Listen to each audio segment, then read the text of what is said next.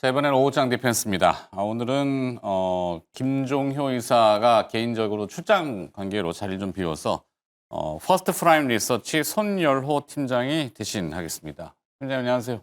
네, 안녕하십니까. MB골드의 최현덕 매니저도 나와 있고요. 안녕하세요. 안녕하십니까. 네. 자, 시장이 오늘은 조금 늘어지는 분위기네요.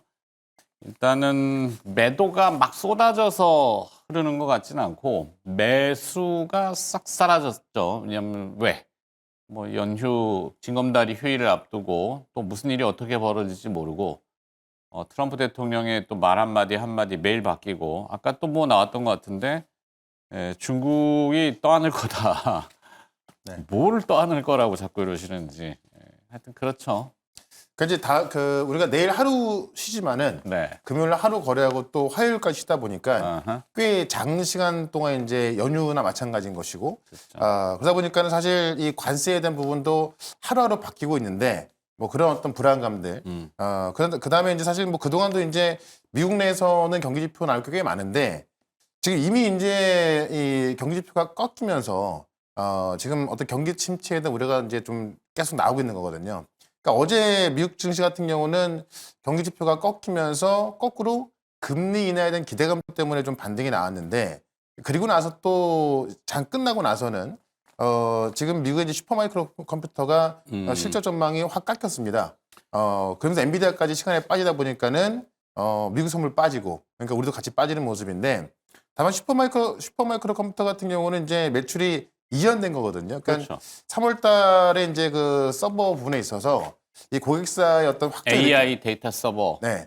이 데이터 센터에 대한 이제 그 냉각 장치인가요? 네. 그 어떤 변경 과정에 있어서 이제 거기서 결정이 늦게 나는 바람에 이제 밀린 거라서 그건 그대로 이제 없어지는 게 아니라 이연되는 거기 때문에 아마 그 부분은 뭐 이제 쉽게 해소가 될 것 같은데 가장 중요한 거는 우리는 좀 연휴에 좀 돌입하고 그동안 좀 관세 부분에 있어서 아마 다음 주 정도에 많은 많은 이야기를 나올 것 같은데 네. 그거를 이제 또 우리가 사실 짐작 자체가 안 되는 부분이기 때문에 아. 매수는 사라지고 좀 어떤 그런 불안감에 좀 매도가 좀 나오는 그런 상황에서 좀 시장은 좀 조정이 나오고 있다.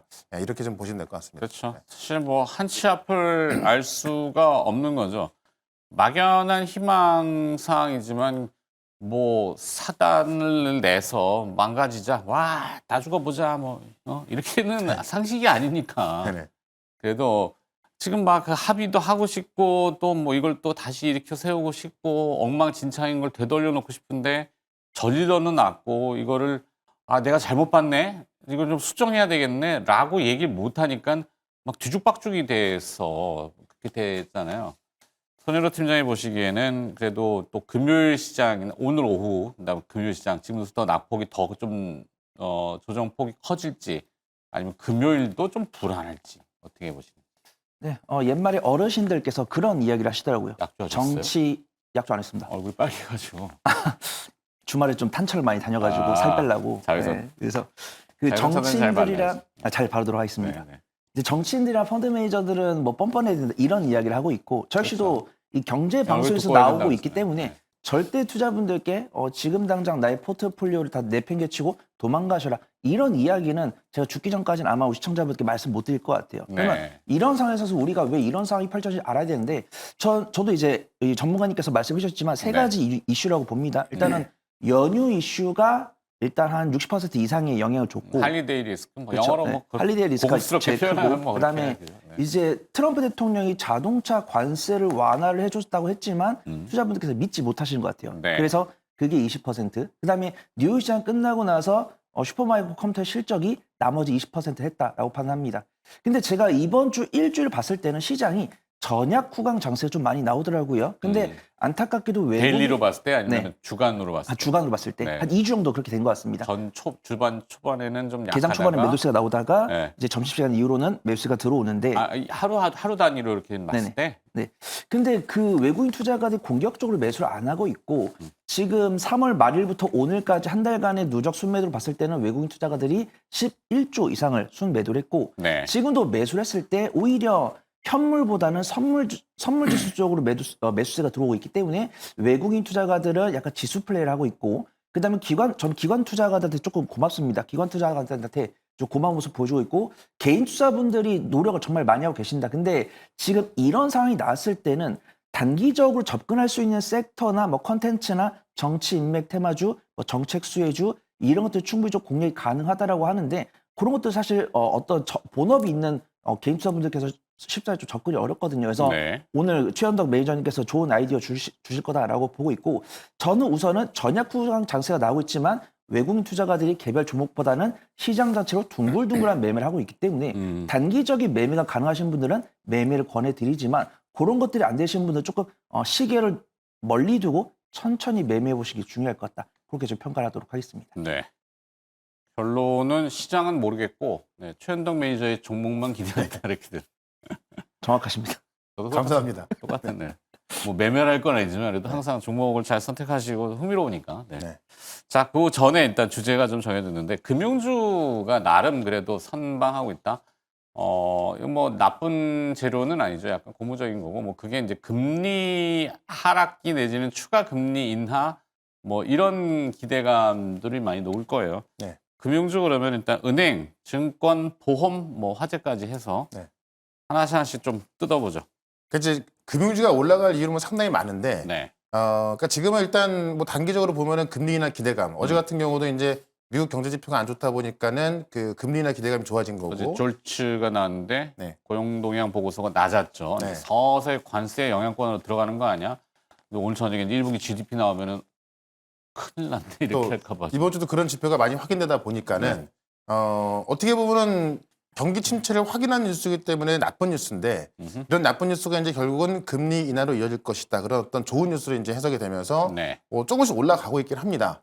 다만 이제 이 경기 침체라는 것도 좀 적당한 경기 침체여야 좋은 네. 건데 심하게 나오면 사실 이것도 안 막힐 경우가 있거든요. 그래서 그런 부분 좀 봐야 될 것 같은데 오늘 같은 경우도 우리 금융주들은 대거 뭐 급등세로 가고 있는데 시장 부분 빠지는데 지금까지 보시면 이제 금융주가 급등할 때는 사실 시장이 그렇게 좋지는 않습니다. 왜냐하면 네. 외국인 매수가 다 그쪽으로 집중이 되기 때문에 그러게요. KB금융, 신한지주가 오늘 대표적으로 또 네. 강하고 외국인 순매수도 있고 메리츠금융지주도 있고. 그러니까 최근에 외국인이 지금 금융주는 거의 뭐 매집하고 한다고 말해도 될 정도로 상당히 많은 게 매수를 하고 있어서 아마 이 금융주 같은 경우는 좀 장기간 좀 매수가 들어올 것 같고 또 중단기적으로도 계속 올라가지 않을까 싶은데 일단 우리가 이 6월 달에 지금 MSCI 지수 편입 앞두고 있거든요. 그러니까 계속 빠졌던 건데 네. 이번에는 6월 달에 편입될 거로 보고 있는 게 뭐냐면 이제 우리 공매도 허용이 전면적으로 다 허용됐잖아요. 그러니까 공매도가 허용이 안 돼서 MSCI 지수 편입되는 게 그 떨어졌던 부분이 가장 큰 요인을 봤던 건데 그게 허용됐기 때문에 이번 6월 달에는 될 걸로 좀 보고 있고 그렇게 되면은 지금 한국 시장에 이 MSCI 지수를 이제 그 추종하는 그런 패시브 자금들이 50에서 70조까지 지금 전망 나오고 있거든요. 네. 50조에서 70조까지 한국 시장에 매수가 들어올 수 있다는 건데 이런 패시브 자금들은 어떤 그 종목의 펀더멘탈을 보고서 실적 보고 들어오는 게 아니라 그냥 시가총액 좋으면 막 사는 뭐 그런 경향이 있습니다. 그건 비중대로 사는 거기 때문에 그런 관점에 있어서 금융주가 또 비중 크다 보니까는 그런 것들을 좀 예상한 좀 미리 매수가 좀 들어오는 경향도 있고 네. 또 결국에는 이런 이 관세에 대한 불확실성이 끝나면 우리 같은 경우 지금 외국 매수가 뭐 계속 들어오다 말다 그래서 안 들어오고 있고 최근에도 좀 들어오는 타다가 이제 매도가 나온 건데 결국 외국 매수가 들어오게 되면은 이 장기 성격의 외국 매수가 들어올 것이고 그러면은 배당이 크고 저평가돼 있는 종목을 사게 되거든요. 네. 그러면 지금 금융주만큼 배당이 큰 게 없고 그렇죠. 또 저평가로 봤을 때 지금 PER이 다 0.5 이하니까는 예. 저평가돼 있다. 그런 관점에서 지금 외국인들은 이 금융주만 계속 매수하고 있는 것으로 보여집니다. 특히나 지금 또 대선 정책을 봤을 때 이 주주 하나 정책이라든가 이런 것들이 강해질 거로 보여지기 때문에 네. 이런 관점 봤을 때도 지금 외국 매수할 수 있는 이유가 되겠죠. 이런 거 보게 되면은 사실 금융주가 어떤 시장 상승을 주도한 적은 거의 없었는데 네. 이번에는 금융주가 주도할 수 있는 부분도 있기 때문에 금융주가 그냥 좀 무겁다라고만 생각하지 마시고 이번 판에는 좀 금융주에 대한 부분 특히나 외국인 매수가 강하게 들어온 것들이 지금 확인되고 있는 거고 네. 앞으로도 그런다고 한다면은 이 금융주만큼 또 좀 상승 탄력이 좋을 것도 없을 것 같아요. 네, 그런 관점에서 금융주 좀 긍정적으로 좀 보시면 좋을 것 같습니다. 그렇죠. 외국인 투자자들이 국내 주식 순매수를 할 때 만약에 바이코리아, 뭐 K 증시를 산다 그러면은 첫 타겟이 금융주죠. 네. 안전마진이라는 배당 성향을 확. 그러니까 옛날에 삼성전자가 무조건 컸거든요. 네. 근데 요새는 삼성전자가 그만한 평가를 못 받고 있다 보니까 뭐 업종으로 본다면 금융주로 가장 많이 갈 것 같습니다. 은행들이야 뭐 예대 마진이 따박따박. 물론 지금 연체율이 좀 올라가서 무수익 여신들이 늘어나거나 하면은 그건 리스크겠지만 현재로서 그 지표가 도드라지지는 않고 있기 때문에 버티는 거에서 예대 마진 잘 나오고 증권주 같은 경우는 아무래도 보유 국채, 뭐 보험사도 마찬가지겠지만 국채, 그러니까 고객 예탁금 같은 게 이제 들어오면은 그걸 그냥 놀리지는 않잖아요. 국채나 뭐 채권을 사가지고 채권 가격이 오르는 금리가 떨어지면서 그리고 평가 이익이 또 나니까 증권사도 예대 마진 뭐 아니 거기 위탁 매매 수수료도 따박따박 잘 들어오고 요즘 또 뭐 NXT 거래도 늘고 네, 그쵸 호황이네요. 네, 앵커님께서 다양한 모멘텀을 다 말씀을 주신 것 같습니다. 지금도 10년물 미국의 장기 국채 선물을 보면은 하락세를 보여주고 있죠. 그래서 지금 선물이 하락을 한다는 것은 채권 가격이 오르고 있다는 것이고, 네. 뭐 누가 채권을 많이 매도를 하는지 모르겠지만, 뭐 뉴스에서는 중국인 것 같다라고 이해까지 나오더라고요. 하지만 저는 잘 모르겠습니다. 근데 그들이 이제 미국의 국채를 많이 갖고 있는 어떤 주체가 매도세를 그만하면서 자제하면서 다시 한 번 더 채권 가격이 안정을 찾을 때는 네. 그 채권을 보유하고 있는 증권사들의 실적은 개선이 될 거다라고 보이고 그런 것들이 결국 미국의 이제 향후 금리를 보여준 거기 때문에 기준금리가 떨어졌을 때는 시장 유동자금 풀릴 것이고 제약 바이오라든가 증권 매매도 원활하게 진행됐을 때는 증권 관련 종목들이 모멘텀을 얻을 거다라고 보고 있습니다. 그 다음에 이제 STO라고 하죠. 이제 증권 토큰. 우리가 네. 지금도 야당 대표분들과 여당 대표분들이 STO를 활성화를 하겠다 이런 이야기가 나오면서 뭐 하나금융지주라든가 뭐 하나투자증권, 토스증권 이런 기업들이 STO에 대한 법제화에 대한 시설을 갖춰놓겠다 이런 이야기가 나오고 있습니다. 그 다음에 비트코인 같은 경우도 가격 안정 굉장히 좀 잘 됐더라고요. 원화로 봤을 때도 1억 2천만 원 아래대에서 못 올라오다가 최근에 1억 3천만 원대로 위로 올라온 다음에 바닥을 다지는 모습입니다. 그래서 우리가 이 투자에 외국인과 계열 수급이 들어오는 이유는 불확실성에 대한 일환으로 시장이 어려우니까. 그 다음에 뭐 우리나라가 뭐 반도체나 뭐 AI 반도체 이런 것들 많이 하고 있지만 아직 대선이 끝나지 않았기 때문에 정책적 불확실성이 있다라고 판단하고 있고 그 중에서도 우리나라한테 좀 믿을 수 있는 은행이라든가 증권이라든가 보험 이 중에서도 이제 은행 같은 경우는 실적이 잘 나오고 있지만 주주환원 정책을 적극적으로 취했기 때문에 퍼랑 PBR이 올라온 상황입니다. 근데 네. 옛날에 0.3, 0.4 했다가 지금 0.7 여전히 1이 안 돼요. 근데 증권이랑 뭐 손해보험 이런 쪽은 여전히 PBR이 0.3이 안 되는 부분들이 있기 때문에 내가 만약에 나는 어떤 매매를 잘 못하거나 정말 안전한 게 좋다라고 했을 때는 은행주가 나아 보이고 그래? 손 팀장이 그렇게 이야기를 한다고? 나 비트코인 관심도 많고 그다음에 어떤 정부 정책 수혜도 관심이 많고 어떤 저평가 자산 순자산 대비해서 저평가에 대한 주주환원 정책에 대한 모멘텀도 체크하는 게 괜찮다라고 했을 때는 저는 오히려 손해보험이나 증권 이쪽이 괜찮아 보인다 그렇게 보고 있습니다. 그래요. 뭐 일단은 자본시장도 뭐 선진화의 일환으로 항상 뭐 개방을 많이 얘기하고 지금 또 우리나라도 뭐 MSCI, 뭐 FTSE, 뭐 선진지수, 그다음에 이제 뭐 WBGI 같은 뭐 세계 채권 지수 이런 것들에 이제 가려면은 해외 투자자들이 들어와서 거래를 자유롭게 할 수 있는 시간대, 그리고 FX 외환시장 거래도 늘리고 네. 지금 또 뭐 우리 주식시장도 이제 거래를 늘리고 거기에 또 뭐 상품도 다양화시키고 투자자들도 그렇죠. 뭐 토큰형 증권 뭐 저도 아직은 그 개념이 좀 모호하긴 한데 그런 것들 그리고 또 해외 자산운용사들의 상품들 펀드를 국내에 직판해서 소비자들 입장에서 보면은 다양한 상품이 되는 거죠. 증권사를 거쳐서 판매됐던 그 수수료 이중 구조를 좀 깨고 그들이 파는 직판 상품들 뭐 예전에 펀드 같은 것들이 많았지만 그런 것도 하나의 증권 금융회사들한테는 기회들이 되니까. 그렇죠. 그 토큰형 증권도 지금은 이제 얘기가 좀 많이 안 나오는데 네. 작년 같은 경우도 이제 증권사들이 어떤 새로운 목표를 찾다 보니까는 가장 또 세게 준비했던 것이 토큰형 증권이거든요. 뭐 쪼개기 아니에요 결국에는? 뭐 이제 쪼개서 사는 거니까 예를 들어서 뭐 우리가 뭐 부동산 같은 경우 뭐 그 광고를 보면은 뭐 얼마 안 되는 돈으로 건물주가 될 수 있다. 결국엔 레버리지 아닐까 싶어요. 제가 봤을 때는 이게 레버리지라는 게 이제 국내 투자자들이 보면은 잘 아시는 미수 신용거래. 네. 매수 누르는데 1,000만 원보다 훨씬 더 많이 주문 들어가면 신나서 사잖아요. 그러니까 제가 볼 때 레버리지보다도 그 레버리지를 역으로 이제 바꾼 게 네. 토큰형으로 쪼개버리는 것 같아서. 어쨌든 그런 게 이제 지금 또 그런 그 정책을 좀 굉장히 세게 밀었던 이제 또 그 대선 후보가 네. 또 지금 유력해지다 보니까는 아, 그쪽의 정책들을 이제 또 준비하고 있다는 얘기가 나오고 있고 그렇죠. 또 가장 강하게 갈 것 같고 뭐 그러다 활성화 보니까는 측면에서는 뭐 좋죠. 네. 뭐 그런 것도 준비하고 있던 부분이 또 증거사다 보니까는 네. 뭐 그런 것도 있고 그러니까 사실 또 이 외국인 매수가 우리 작년에 정말 많이 빠져나갔다가 네. 아직까지 안 들어오고 있잖아요. 그렇죠. 근데 결국에는 들어오지 않겠습니까? 네. 관세 협상만 잘 돼도 그렇고 지금이 어떤 뭐 경기 침체의 우려감도 있고 정보 합니다만 간정이라든지 네. 뭐. 근데 이제 관세 협상이 잘 되고 또 환율이 좀 안정적으로 좀 올라서기 시작하게 되면은 네. 이 외국인 자금이 또 신흥 시장에 들어온단 말이죠. 그러면 과거에는 작년까지만 하더라도 외국인 매수하면 무조건 삼성전자만 제일 많이 매수하면서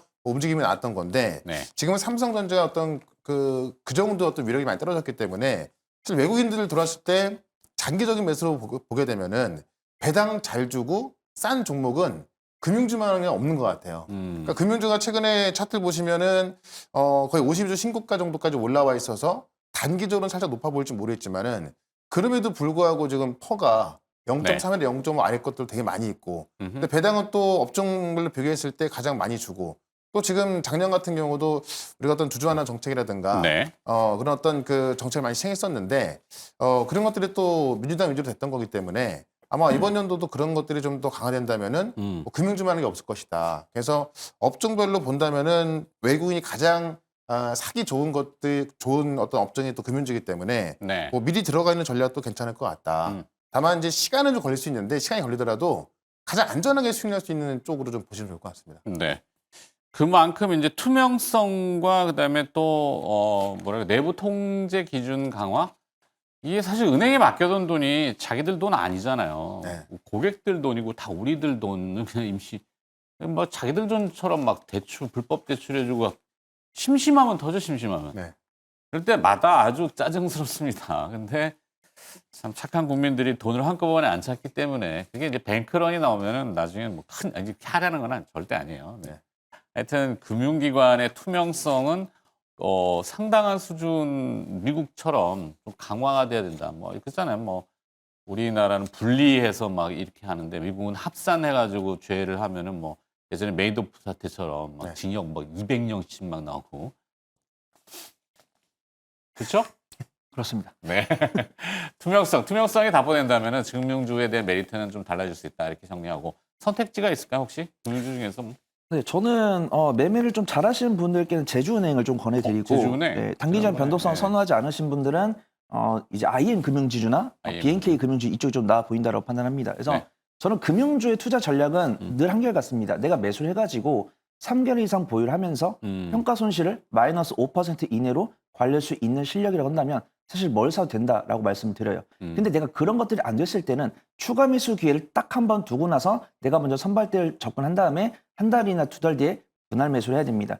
분할 매수할 때 내가 그나마 안전한 것은 네. 업종 대비 저평가 매력을 갖고 있거나 배당을 많이 주거나 아직 상대적으로 덜 올라온 종목을 보셔야 된다라고 판단을 해요. 그래서 제주은행 같은 경우는 얼마 전에 더존비존이 2대 주주로 들어오면서 이 인터넷 은행에 대한 모멘텀을 얻을 수 있기 때문에 매매 관점으로 보시면 좋을 것 같고 제가 앞에서 말씀드린 것처럼 BNK 금융지주랑 IM 금융지주가 다른 업종 대비해서 주가 수익률이나 순자산 비율이 훨씬 더 낮고 뭐 KB금융이나 신한지주 이런 종목들 많이 올라왔잖아요. 네. 근데 그런 관점 속에서 아직 덜 올라온 종목들이 있기 때문에 금융주라고 하더라도 재미난 모멘텀 갖고 있는 종목들은 다양하게 있으니까 뭐 제주은행이나 뭐 BNK 금융지주, IM 금융지주 이 정도 보고 있다. 그렇게 말씀을 드리도록 하겠습니다. 전대 매니저는 오늘 선택지가 있나요?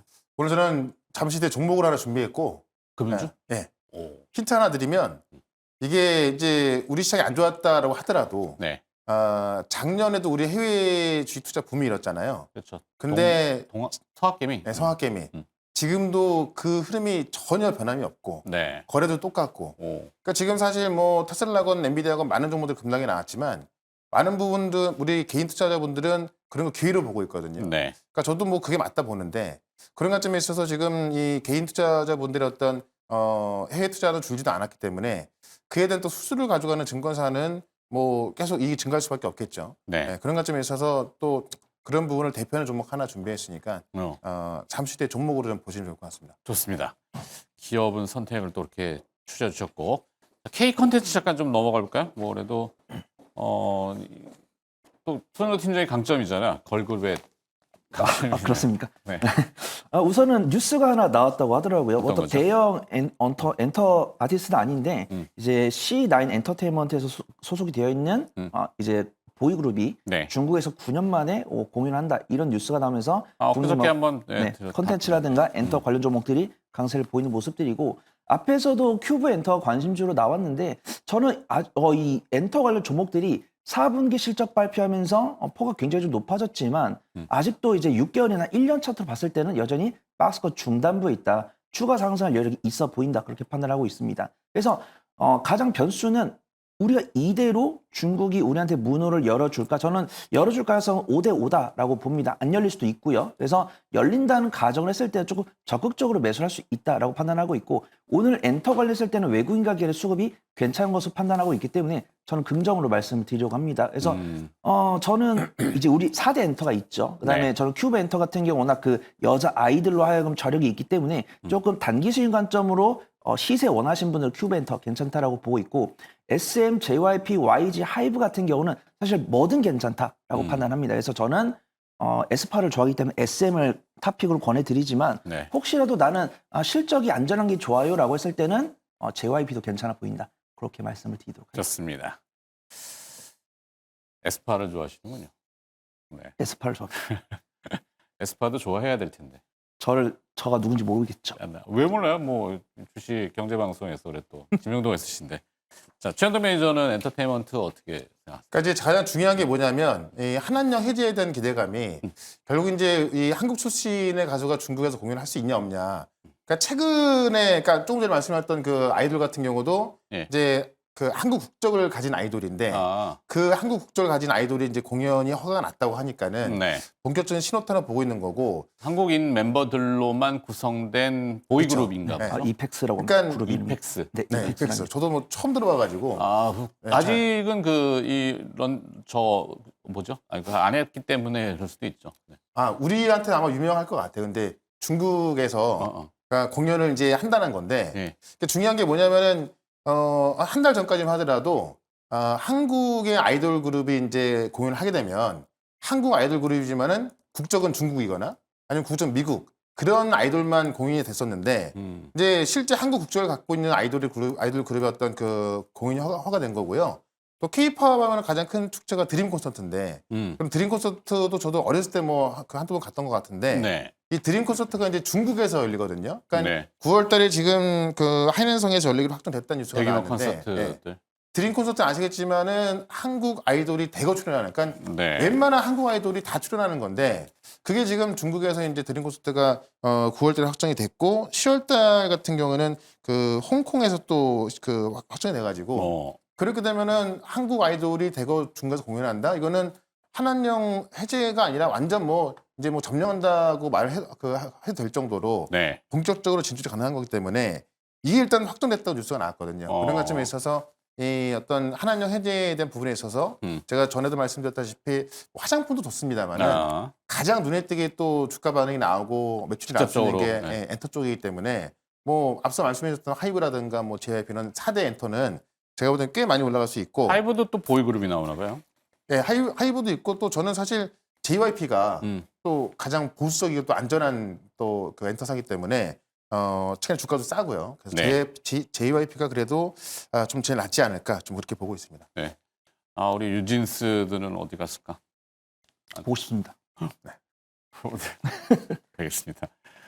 자, 시간이 다 됐죠? 네. 네. 종목 준비하러 네. 움직여 주시고. 네. 저는 하여튼 뭐 고생하셨습니다, 이번 주도. 네, 수고하셨습니다. 네, 고생하셨습니다. 손해로 팀장보다 웃어서. 시장은 떨어지는데 웃어서. 다 웃고 해야죠, 그죠? 네, 앵커님께서 투자는 즐겁게 하셔야 된다고 말씀 종종 해주셔가지고 힘든 분야지만 그렇다고 뭐 찡그리면서 한다고 수익이 더 오르거나 뭐 이런 건 아니죠. 자, 그래서 하여튼 마음의 여유를 좀 갖자라는 의미에서 오늘 또 내일 휴일이고 해서 자꾸 제가 이제 애둘러 얘기를 하는데 결론을 지어야 될 것 같습니다. 오장 디펜스 전략 잡아주시고 그다음에 또 압축. 네, 확실히 일단 한 줄 평 같은 경우 좀 단기 관점으로 짧게 뭐 단기 관점 접근하자라고 말씀을 드렸는데 네. 실적이 나오는 종목들 위주로 보시면 좋을 것 같습니다. 그래서 오늘은 다소 좀 아쉬운 모습 보여주고 있지만 저는 반도체랑 전력 설비랑 제약 바이오 같은 경우는 긍정적으로 보고 있거든요. 근데 사실 반도체 같은 경우는 HBM 위주로 보는 게 맞다라고 판단하고 있고 네. 전력 설비 같은 경우는 3대 기업들이나 아니면 전선주 중에서도 수주가 많거나 실적이 많이 나오고 있는 그런 종목들 위주로 보시면 좋을 것 같습니다. 근데 제약 바이오는 확실히 좀 미들 언덕이 있는 종목들 위주로 보시면 좋을 것 같고 비만 당뇨 치료제 보고 있습니다. 그래서 네. 반도체 기업은 뭘 꼽기가 어려울 정도 너무 많죠. 그래서 뭐 SK하이닉스와 밸류체인이 있는 종목들 그런 종목들 보시면 좋다라고 판단하고 있고 전력 설비 같은 경우는 확실하게 뭐 HD현대 일렉트릭이나 뭐 LX 일렉트릭, 효성중공업 이런 종목도 괜찮고 나는 그런 것들이 안 된다고 했을 때 제가 개인적으로 공부를 했을 때는 산일전기나 일진전기 이런 종목들 수주가 많고 실적이 잘 나오고 있다라고 판단합니다. 그다음에 제약바이오 같은 경우는 비만 당뇨 치료제 보고 있는데 네. 제가 간혹 이제 좀 시세가 너무 나와버렸어요. 이제 제약바이오 비만 당뇨 치료제라고 하더라도 뭐 블루엠텍이라든가 뭐 아니면은 뭐 D&D 파마텍, 뭐 오늘 같은 경우는 한미약품 이런 종목들 나오고 있고 그 뒤를 쫓을 수 있는 종목이라 했을 때는 저는 뭐 나이백이나 뭐 샤페론 이런 정도를 두고 있습니다. 근데 오늘 시장이 외국인과 기관이 전반적으로 매도를 하고 있고 아직은 바닥을 다져가는 과정이지 뭐 V자형 반등 이런 것들이 안 나왔으니까 제가 말씀드린 관심 종목을 바로 사시기보다는 관심 종목에 넣어놓고 외국인과 기관이 들어올 때 그때 사보시는 게 안전해 보인다. 그렇게 좀 정리를 해보도록 하겠습니다. 네. 수급이 좀 더 확인되면은 네, 그때 해보는 게 안전할 것 같습니다. 어제 외국인 투자자들 순매수 갑자기 오후장에 했잖아요. 네네. 오늘 좀 그럴 수 있을까? 안타깝게도 그 제가 2주간 봤을 때 우리가 디커플링이라는 단어를 봤을 때 저 역시도 어제 굉장히 좀 시장이 좋았다라고 판단했습니다. 코스닥 네. 같은 경우도 외국인과 기관의 강한 순매수가 들어왔었고 어제도 뭐 2차 전지나 제약바이오 양봉 나왔었는데 그런 모습들이 오늘 틀리는 모습들이고 네. 제가 이 시장이 한 10년 정도 있으면서 연휴 전날에 종가 베팅이 들어오는 경우는 많이 못 봤어요. 그래서 네. 제가 우리 시청자분들의 바람대로 외국인과 기관이 그래도 손 팀장이 지난 2주 동안 봤을 때 전약 구간 장세가 왔다고 했으니까 오늘도 좀 저가 매수가 들어오지 않을까라고 판단할 수 있지만 저가 매수가 들어온다고 해서 강력하게 매수를 하기보다는 우선 휴일 다 보내시고 다 끝난 다음에 그때 접근해봐도 늦지 않을 것 같다. 그렇게 평가를 해보도록 하겠습니다. 잘 들었습니다. 오후장 디펜스였고요. 퍼스트 프라임 리서치 손열호 팀장이었습니다. 고맙습니다.